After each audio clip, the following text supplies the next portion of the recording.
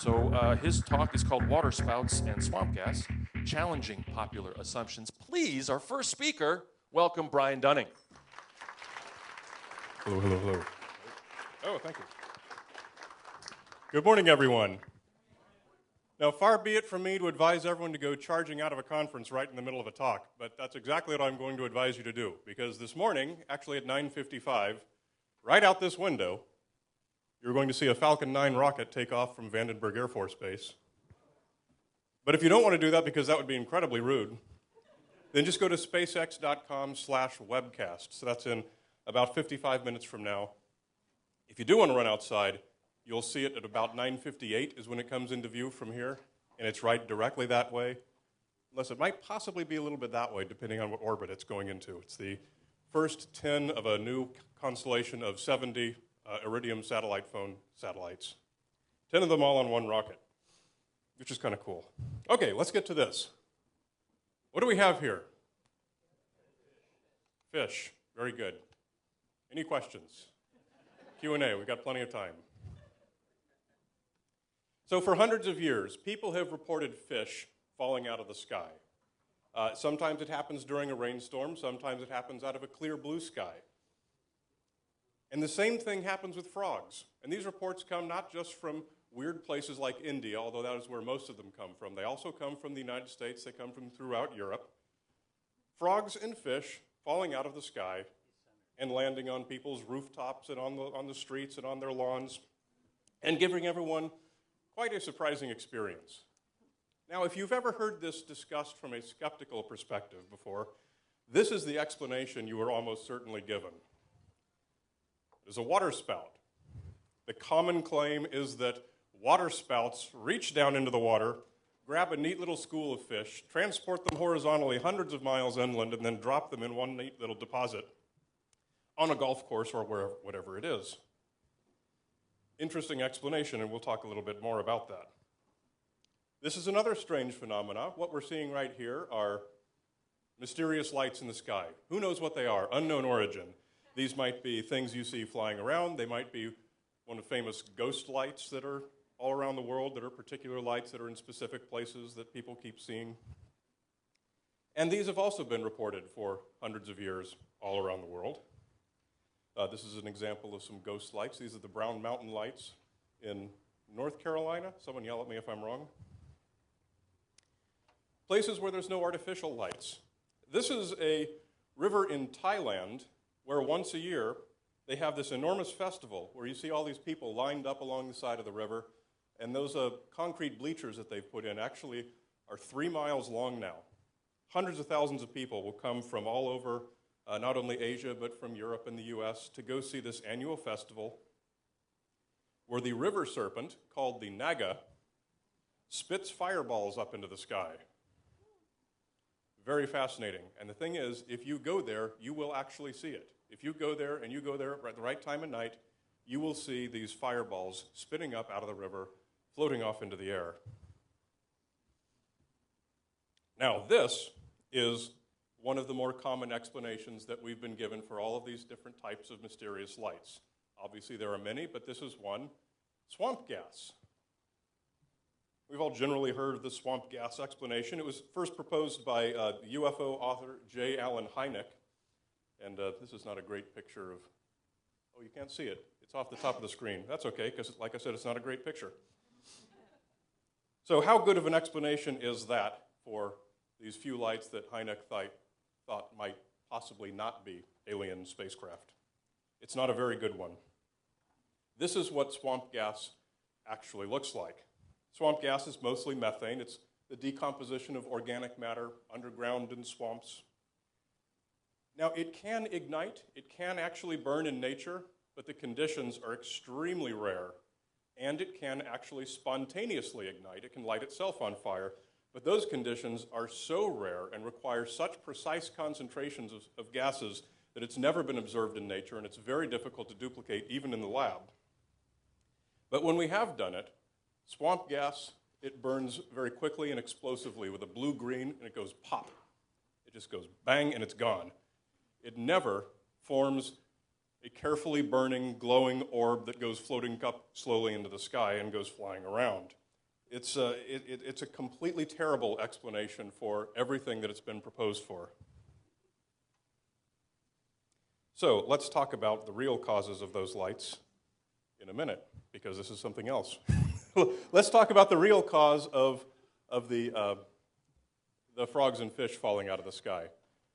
And why is it not waterspouts? Why do we know that it can't be waterspouts? Mainly because waterspouts have no mechanism whatever for either reaching into water or lifting anything up into the sky. That visible column that you see of the waterspout is simply water vapor, because that's where it's very low pressure in the eye of the storm. The wind is going basically horizontally. People have been snorkeling, and waterspouts go right over their back, and they don't even know it. They don't lift snorkelers up out of the water. No elevator mechanism. There's certainly no horizontal transportation system way up in the sky. Basically, there is no way that a waterspout could be responsible for the frogs and fish falling out of the sky. So that prompts us to ask, well, what might actually be going on here? Well, in fact, what's going on here is the fish were already on the ground, and somebody came up and saw them and said, this is a weird place for a fish. It must have come out of the sky. And if you don't like that explanation, there are a lot of fish that do this. What you're looking at right here is a walking catfish. It's native to Southeast Asia, but it's also an invasive species, and it's now found worldwide. There are 6 species of walking catfish just in Florida. And in recent years, we've seen some of these reports coming out of Florida of fish falling from the sky, catfish, of course. And they were almost certainly these walking catfish. There are 18 species of mud skipper, Asia, India, and Africa. They're a little bit weird looking, so if you saw that, you might not think fish, you might think horrible satanic creature and go running screaming. But this is the champion of the fish fall stories. As I said, most of which have come out of India and Southeast Asia. There are 36 species of climbing perch in the world. They're called climbing perch. They walk up on their front fins like little legs, like that. That's how I was dancing last night, too.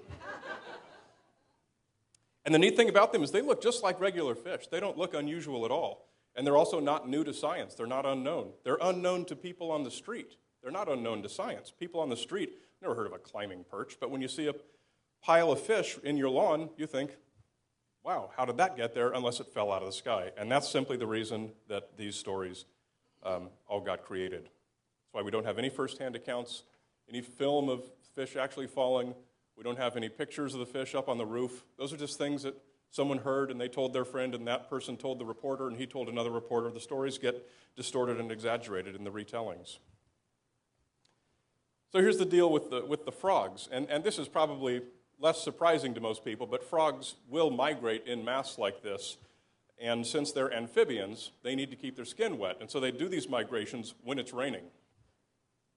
They often go back and forth a couple of times a year between one pool of water and another pool of water, and when it's a rainstorm, especially someplace like Florida where you get really heavy rain, and the rain is bouncing and you see drops bouncing around on the ground, and you see all these little frogs hopping, the illusion is quite surprising. It does look like these frogs are falling out of the sky and bouncing.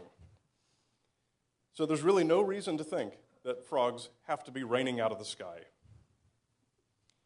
So what these all are, both of these two stories, the waterspouts and the Swampgas, they're just examples of kind of bad skepticism.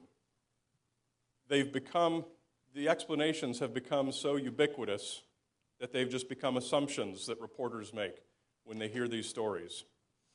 When they hear about fish in the middle of the golf course, they will say, oh, I've heard of that. Waterspouts transport them in. And if you can search the news today, and I guarantee you from somewhere in the world, you will find a story within the last month or so of fish being said to be dropped from a waterspout. So it's a bad assumption. The reporter failed to question his assumptions. And although waterspouts and swamp gas are kind of a fun little side topic for us to talk about here and to snicker at, there are more bad assumptions in life that impact us in more important ways. Many of these cause us to make terrible decisions. So what's going on here? It's a polygraph test. The assumption that many of us make is that polygraph tests can give us useful information about whether a person is lying or not. Now, the fact is that it's not so much the machine, it's a clever polygrapher. He uses techniques to manipulate you into revealing the truth, to make you think that you can't get away with lying. The polygraph machines themselves they actually do work. They do what they say they do, but it doesn't really indicate anything. And they're trivial to defeat. There's lots of different ways to defeat these. Does anyone know one good way to defeat a polygraph machine? Lie? Clench the anal sphincter muscle, yes. And that may be the only time today you hear anal sphincter muscle in one of these talks. Well, the result of this bad assumption that people make, employers make, judges make, innocent people still go to jail. It is not true that these are inadmissible in court. That's another urban legend. Guilty people avoid jail because of polygraph results. And ever since 1993, courtrooms in the United States switched from the federal rules of evidence to something called the Daubert standard. And that put the onus of proof on the judge to disprove that polygraph tests don't work, rather than putting the burden of evidence on the person using it. What have we got here? The Myers-Briggs test, yes. Whoops. Oh, I didn't know you could do that. You can switch slides by scrolling up and down the little finger pad. And if you do it accidentally, you get a whole little show.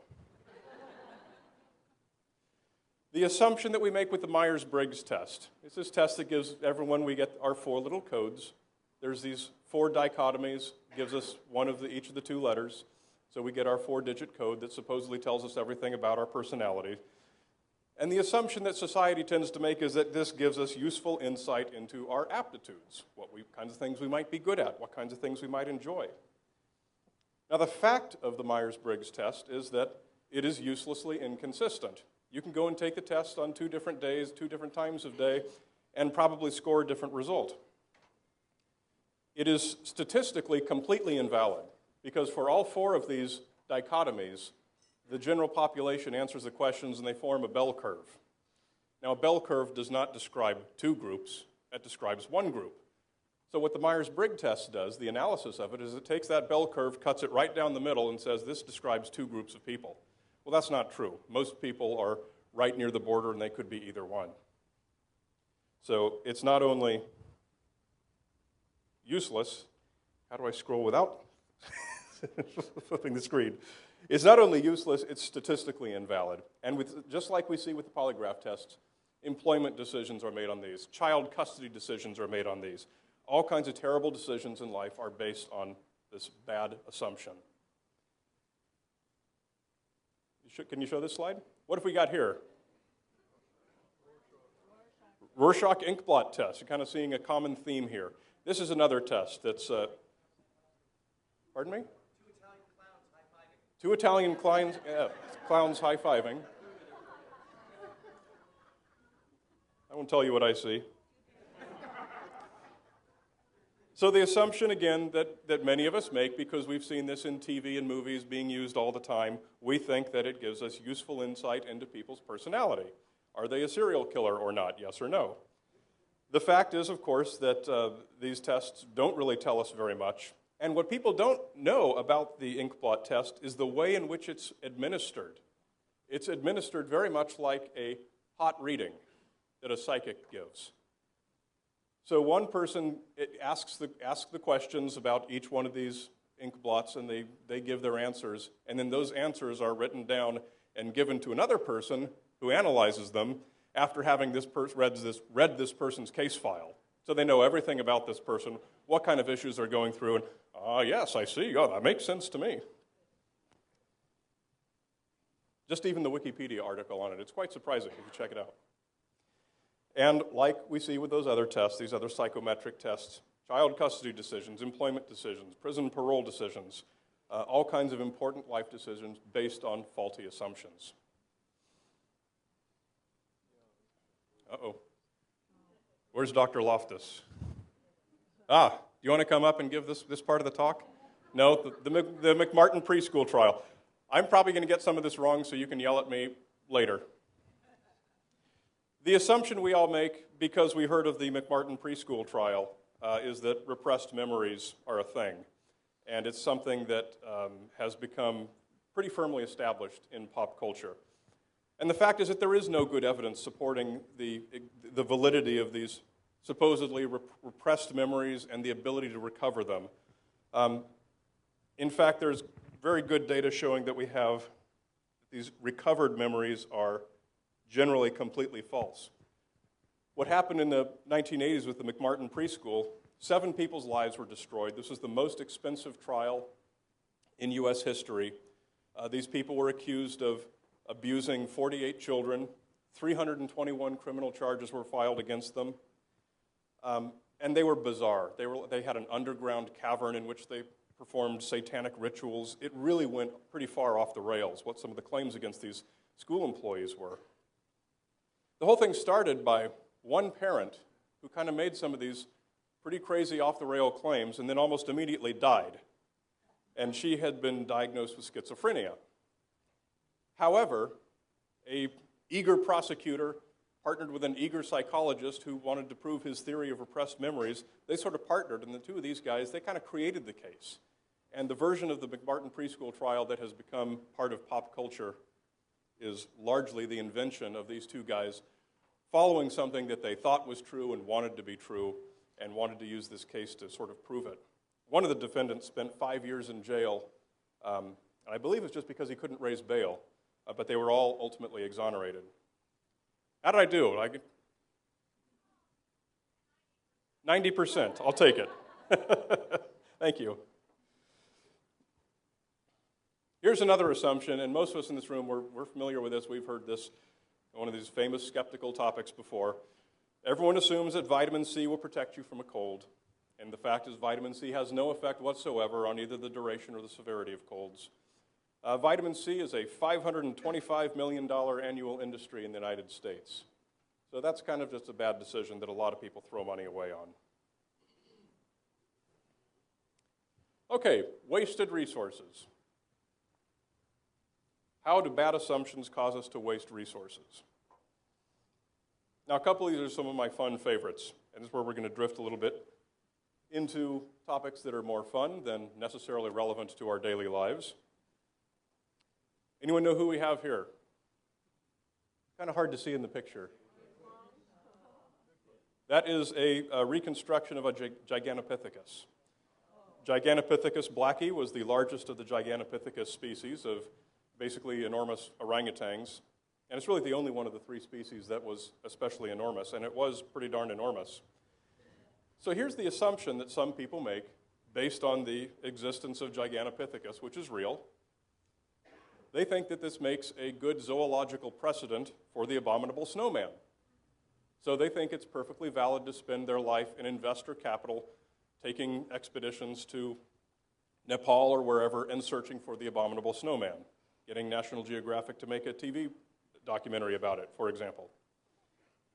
Now, how do we know that that's a bad assumption, that Gigano could possibly be a zoological precedent for the abominable snowman? Well, it's because of everything we know about Gigantopithecus. And we know basically 2 things about him. And we know that from the fossils that we have. And we have 2 kinds of fossils. We have a whole lot of teeth, and we have fragmentary jawbones. Not very many jawbones.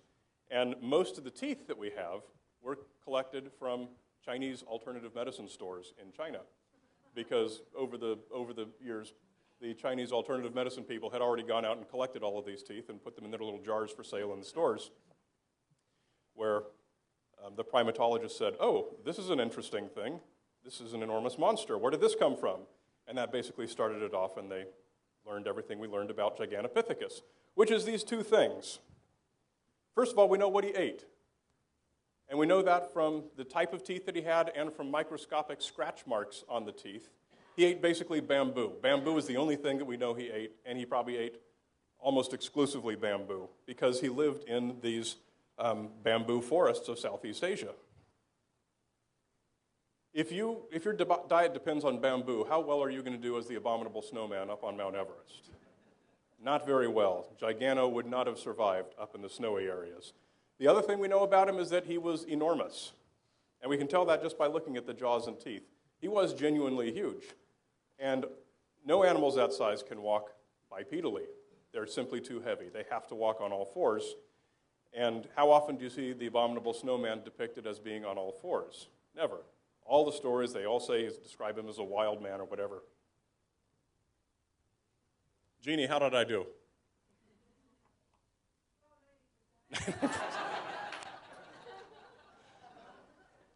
It's better than last time because you corrected me on something.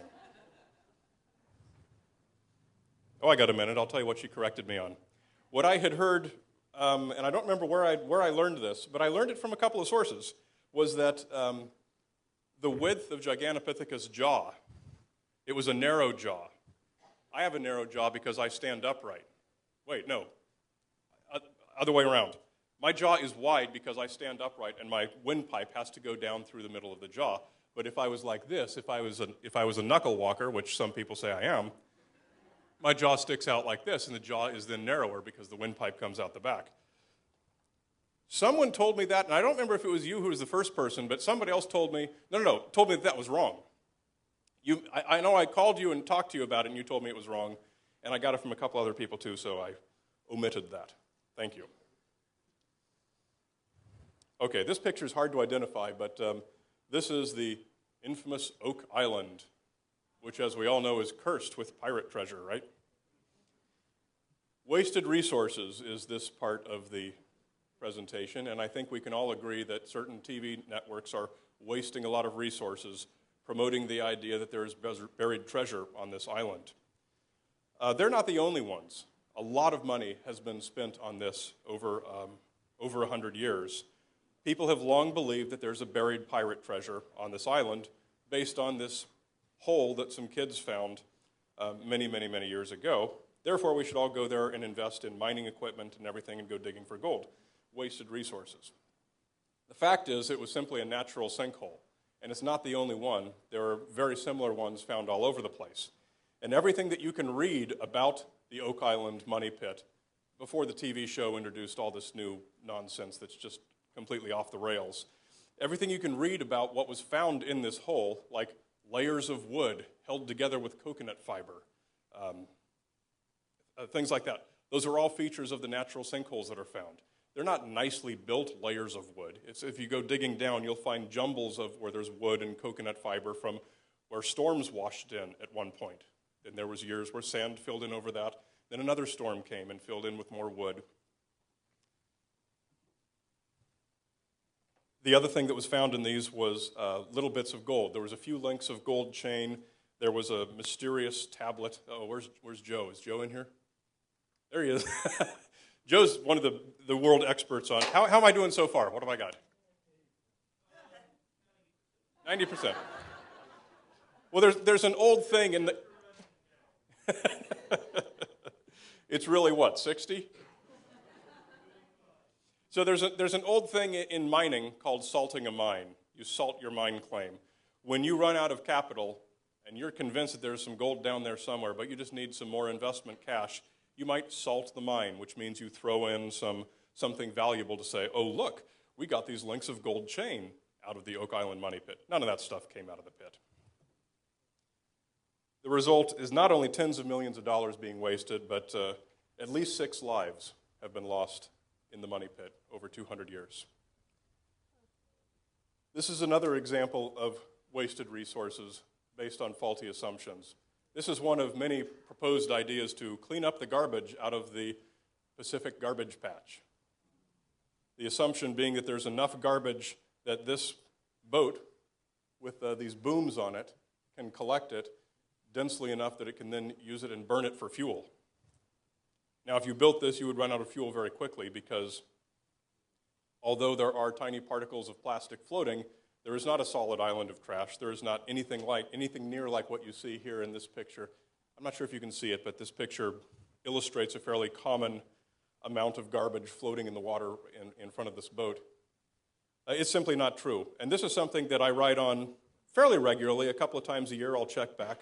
And NOAA, the National Oceanic and Atmospheric Administration, they keep on top of this, and they go out there and they're testing the water all the time, and they're looking for how much concentration. And right now, in the densest part of the Pacific Gyre, we've got one particle of plastic every 30 to 90 square meters. It's about the size of a tennis court.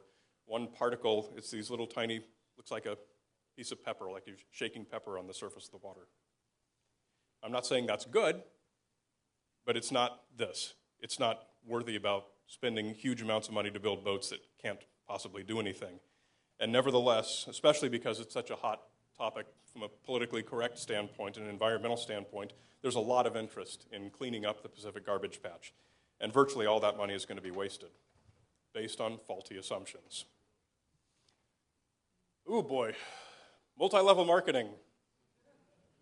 How many of us know someone who is fairly well convinced that they're going to become a millionaire?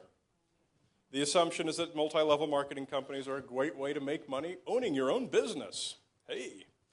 The fact is that despite these sales pitches, and showing you these mathematical pyramids and everything, proving that it's a certainty that you're going to make money, the simple fact, simple math and game theory prove that it's impossible for these things to work. If your business depends on recruiting people to compete with you, you're not going to be successful in business. And we know by simple math, by running 5 to the 14th power, that if in just one of these companies, in all of history, if they ever had a line of distributors just 14 people deep, that alone would require more people than have ever existed. So no, these don't work and you're not going to make money. And the result, based on this faulty assumption, 99.95% of multi-level marketers lose money. However, my advice is that if you want to spend money on this, instead go to Las Vegas, because only 97.14% of money is lost playing roulette. Go to Vegas, put all your money on roulette, you will do better than you will in a multi-level marketing scheme. This is another one that I love because I always get a lot of arguments on this one. Does anyone recognize this place? It is the Nevada test site where they did all of these underground nuclear tests. All of those craters, those are above an underground cavern that was created by an underground nuclear blast. Excuse me. And what everyone tends to assume is that the downwinders, which is the name we give to people mostly living in the St. George, Utah area, the downwinders, we assume that they're more likely to have cancer and to deserve compensation. Well, the fact is that now, 60 years later after doing this, we have very good data, and there is no correlation at all between elevated cancer and having lived downwind of the nuclear tests, which surprises people, but it is true. The result is that $1.5 billion in payments have been made to people that basically didn't do anything to deserve that. They didn't die horribly of cancer to deserve a payment, so I'm mad at them. Yeah, thank you. There's our branding problem right there. It's me. So that what the government did is they established a fund, and if you had a certain disease in a certain period of time when you lived in a certain area, you were entitled to a fixed payment of a certain amount. That way there was no lawsuits. It's kind of like the vaccine court. Simplified that and greased the whole process. Anyone who follows my work closely knows that I follow this one fairly closely. This is, of course, Amelia Earhart. The assumption is that she made it to an island where she might still be found because we have that shoved down our throat every single day by Nat Geo and Discovery Channel. Therefore, we should throw money and attention at expeditions to try and recover her skeleton. The fact is that no, there's no truth to that at all. We do know where she went down with pretty good certainty. She's in the deep drink, exactly where she was supposed to be.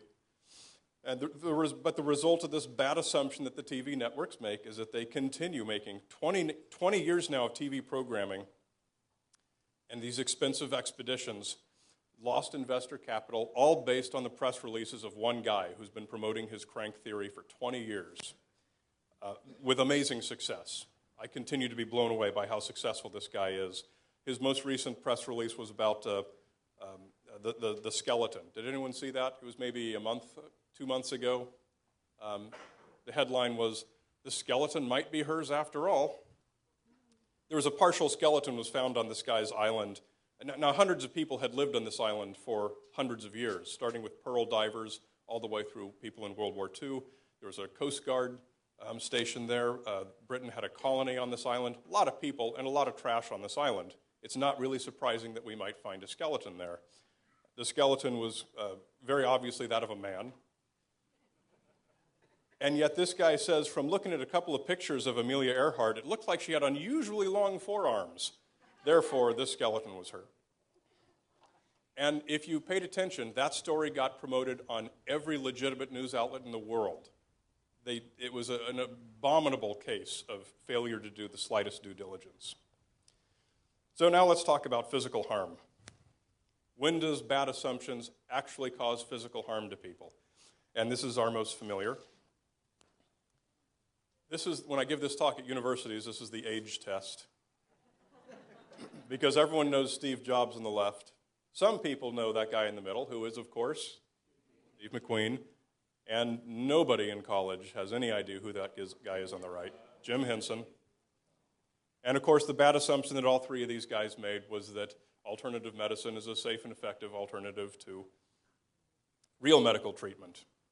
The fact is they're completely useless. There's no need for me to go into this, into this here. And the result is that people die. They get physical harm based on these bad assumptions. In a broader sense, traditional Chinese medicine is something that is relied upon heavily in China, right? Now that's not right. It's almost entirely a creation for Western New Age audiences. Yes, it did happen. It happened to a limited degree because it was the only way that Mao could provide something that looked like medical care for these remote villages that he couldn't afford to stock with pharmacies and hospitals. So the Barefoot Doctor program was established. And he gave the barefoot doctors, one person from each village was the basic plan, would be brought to a hospital and given a paramedical training, and they were given this manual called the Barefoot Doctor's Manual. This book was 900 pages long. When it was published in the United States in 1970, 600 of those 900 pages were cut out. The 600 pages containing the real medical information, leaving just the 300 pages of, or you can use this herb if there's no medicine available. And that's what persuaded Western audiences that the Chinese rely entirely on alternative medicine. It was a fascinating case. I got a copy of when I did my episode on this, the podcast episode about the barefoot doctors. I got copies of both books, and it's fascinating. It's really blatant. It's really blatant. Well, of course, the result is now people believe, mostly Western people believe, that Chinese traditional medicine is something that they can rely on when they get sick, and they die. There's your physical harm. Someone asked yesterday, what is one of the great successes of skepticism? And this is one that I thought of right away, because a number of people in our community, both in the United States and in the UK, were involved in busting these guys. And this is the ADE 651 bomb detector. If you haven't heard of this, I'll give a quick rundown. This was sold mostly to Iraq by a company in the UK. It's heavy, appears to be a very high-quality device. It's empty. It just has a hinge on the front with this little extendable antenna. It's a dowsing rod. It does nothing at all. There's no mechanism of any kind in it. There's a cord going down, and that goes to a little pouch on the guy's belt. And you put, I think it's like a key card or something. You put into this, and like here's the key card for bombs. I'm going to look for bombs today. Oh, here's the key card for water. I'm going to look for water today. When torn down, it was discovered that these things all contain a microchip, which is just thrown into a hollow space inside the device, and the microchips were anything. They were from a washing machine, from a refrigerator, just collected from junkyards. It's powered by, remind me, who knows how it's powered? No. Supposedly to power the device, what their claim was. It was something like your static energy from your body or something like that. So, physical harm based on bad assumptions. This guy in this company, he got thrown in jail, and his company was put out of business. However, it was too little too late because there are dozens of copycat companies actively selling these still. This one, Iraq spent $75 million buying these things and supposedly thinking that their bomb checkpoints are now safe, which they're not, obviously. So the result of this bad assumption is that people are probably getting killed from car bombs.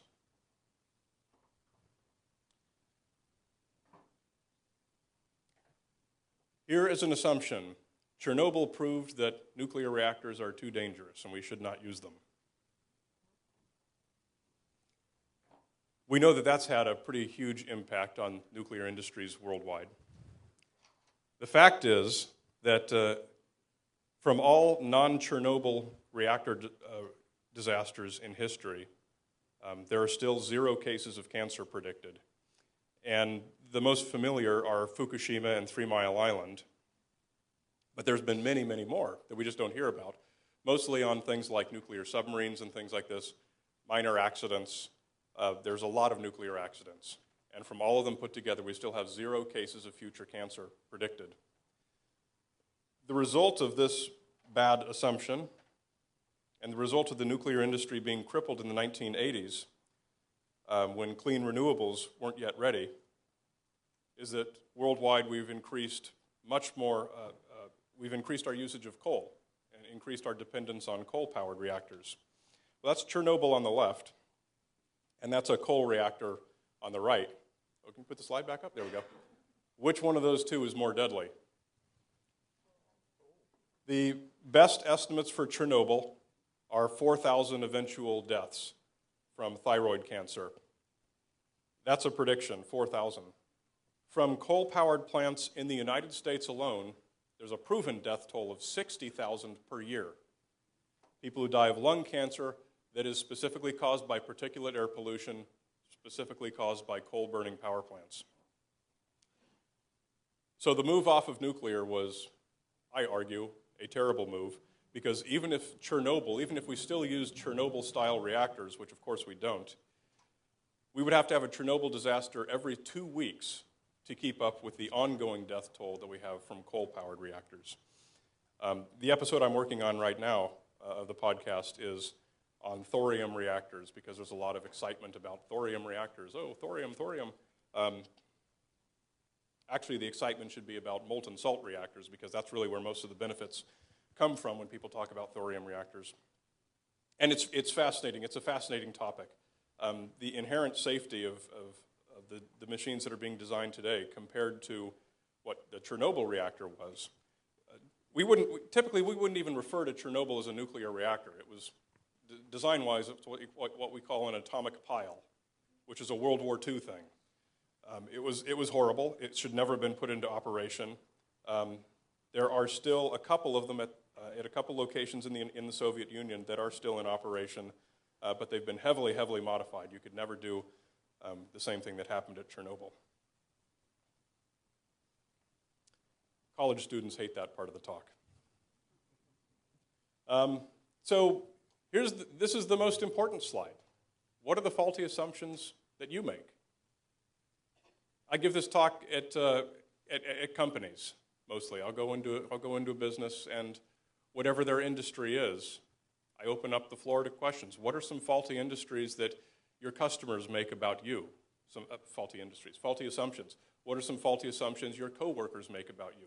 You make about your boss. You make about your product. Your customers make about your product, your competition, whatever it is. I'll give this talk at universities, and I'll ask them, what are the faulty assumptions your professor makes about you? They all have an answer for that one. So I'll open it up. Who has an idea? We don't have a roaming mic, do we? We do. Oh, look at that. Does anyone have an example of a faulty assumption, or something you think may be a faulty assumption, or just an assumption that you're heavily dependent on, or your business might depend on? Testing you. Okay. Yeah, I lived in Arlington Heights, Illinois, in a subdivision behind which high voltage power lines were running. And all the houses along those power lines were much cheaper than the houses just a few streets away. Just because there was a superstition that living near the high voltage power lines were going to increase your chances of, some cancer or something like that. But they really were cheaper. So, Yeah. And so if you didn't believe the superstition, you could get a good deal. Yeah, I wouldn't buy one because they're ugly. However, when I was in high school, we did live in a house that was under some power lines. We had a horse property, and it had, the reason we were able to use it as horse property because it was PG&E, the power company. There's enormous lines going through it. There's these big metal towers that have like 20 big giant lines going across them. And we actually did go out at night with the fluorescent tube, and it lights up all by itself, which is kind of fun for a kid, kind of scary if you think about it. Go another one? Here's one. A lot of faulty assumptions that I'm ever wrong. No, and there is some truth to that. I've been a contractor of sorts for the last 30 years, and I will still walk into someone's place, and I tell them, you're not paying for my time, you're paying for my 30 years of experience. I really know what I'm doing. And they're like, I don't know. So I don't know if it's a lack of confidence in my ability or that contractors in general are greatly distrusted. But yeah, quite often, like, well, I don't think you know what you're talking about. I go, what do you do for a living? He goes, well, I'm a dentist. Okay, tell you what, doc, I won't do dentistry if you don't tell me how to do plumbing. Remember the old story about the guy, the computer consultant that gets called into the boss's office to fix the mainframe computer, looks at it for a second, hits one button, and it's fixed. Gives him an invoice for $1,000. Says, $1,000? You just pushed one button. Give me a breakdown on that, okay? Pushing the button, $1. Knowing which button to push, $999. Presenting people with facts will get them to change their minds. That's an assumption, yeah. A very good one. Thank you. Well, I actually don't know the answer, so maybe somebody here does. I was involved with a parents group who were very adamant about not having a cell phone tower close to the school. Yeah. And there was very little, this was maybe 10, 15 years ago. There was very little research either way. So I'm just wondering if that is a faulty assumption that it's going to cause harm to the children Yes. or to anybody living That is a close to faulty some- assumption. I have friends in Canada who are always telling me that the fear of Wi-Fi and cell phones seems to be, from what my friends tell me anecdotally, it seems to be much more prevalent in Canada than it is here for some reason. And there are a lot of schools in Canada that won't put on Wi-Fi because the parents protest it. And of course, there's no sound reasoning behind that whatsoever. Do we have another one? Oh, yes, here we go. One that I've come across is almost everybody believes they're a better than average driver. Better than average. I did see survey data on that once from the California DMV. I don't recall the size of the survey, but the three questions are: you are a better than average driver, average, or lower than average. And it was something like 80% said that they were better than average. The other 20% all said they were average. And 0 people, not a single response to the survey, said they were below average. Here we are. George, you're an amazingly agile man. That's me. Because you are older or are getting older, it is assumed there are some things that you cannot do. Or in my case, that you definitely cannot do. Right. Well, I did reach that point where my daughter knows things on the computer that I don't know. That was terrifying.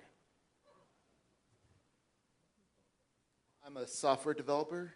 I keep hearing about AI because Skynet happened in a movie once. Say that again, I'm sorry?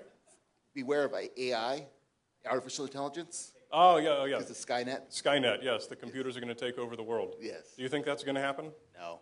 I don't either. Yeah, but that's something I hear that a lot. That's a fairly common episode request. People want me to do an episode on the idea that computers are going to take over the world and become intelligent, and there's the singularity and all of that stuff. And I've looked into it a little bit to see what the science is behind it, and there's very little science behind it. It's mostly philosophical, so it's kind of, I haven't really done anything with it, kind of out of my wheelhouse a little bit. So yes, sir. this came up a little bit yesterday, but a faulty assumption I encounter a lot is that skeptics are all cynics, that atheists are nihilists, that kind of thing. That's a faulty assumption we encounter. Yeah, definitely. Our branding. Definitely. Fuck you.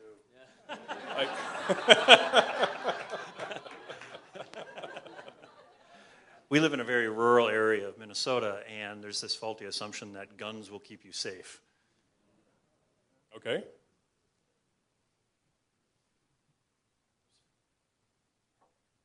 I don't have a gun story to add on to that. Here's a common one that we're all unbiased. That everybody, all of us think that we're unbiased, and even skeptics, we are biased, and we still need to. Yeah, we still need to check and that's the things whole out. core of the issue, Yeah. and that's why we don't question our assumptions usually. It doesn't even occur to us to question our assumptions because we assume that everything we think because it's right. What about the superstition at one time that women were not competent to vote? Oh my gosh, yeah. Very good. There's a lot with athletics too. I know I like to jog, and there's this whole stretching and warming up kind of myth that apparently it it actually does more damage the more you sort of warm up and stretch, depending on how you do it, that you are in essence telling your muscles that they're about to get hurt. So yeah, so it's this, we've all seen it. Every athletic team stretches before an event, but in essence, apparently, it's preparing you for injury, so your body sort of shuts down and doesn't do the thing that it should do in terms of keeping you sort of flexible and all that kind of stuff. It's the absolute And similarly, you're not supposed, common wisdom anyway, you're not supposed to ice your injuries before you work out because it's going to freeze your tendons and make them brittle and easy to snap. Sure. Or hydrating too. I know like boxers still don't drink before bouts. Because I did it's not sort know of that. Yeah, it's like this Well, you don't cramping. want to have to take a pee break in the middle. Hang on I a guess. second here, I Swampgas. guess, yeah. Cramping myth. We got time for just a couple more if anybody has another one. Up in the back here. I've been an operations engineer in the satellite industry for 27 years, and but because I am a vaginaed American, I still get the assumption that I am when I say I work at satellite industry, they say, "Oh, are you the secretary?" Oh my gosh. Yeah. What did they say? That the problem with all of Trump's appointments with his secretaries is he still can't get past the idea that there are male secretaries. Yeah, male nurses, yeah. Over here. That we know exactly why we're doing what we're doing. We assume we know why we're doing what Our we're own doing. motivations, we assume we know them perfectly. I can't say that one applies to me all the time, but because I usually don't know what I'm doing. There's a ton with, there's an entire industry based around selling musical equipment that is just based on absolute falsehoods in terms of the type of wood, quality of wood, tubes, transistors, all kinds of stuff. And it's as a percussionist, it's insane sort of the claims that are made in terms of some gear and the prices versus some versus others. So. Of course, the entire high-end audio industry also is. I sometimes cling to the idea that I have free will, but I'm unable. But I'm unable to change it because I don't have free will. Been watching too much Westworld, I think.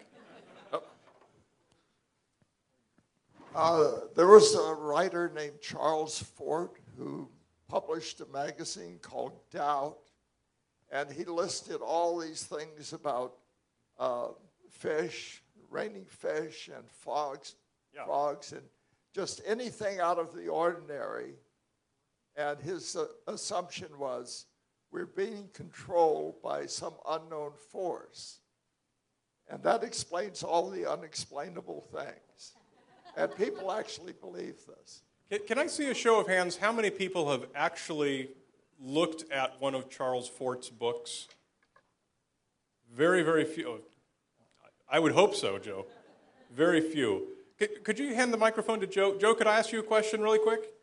What is your impression of whether Fort actually believed anything that he wrote?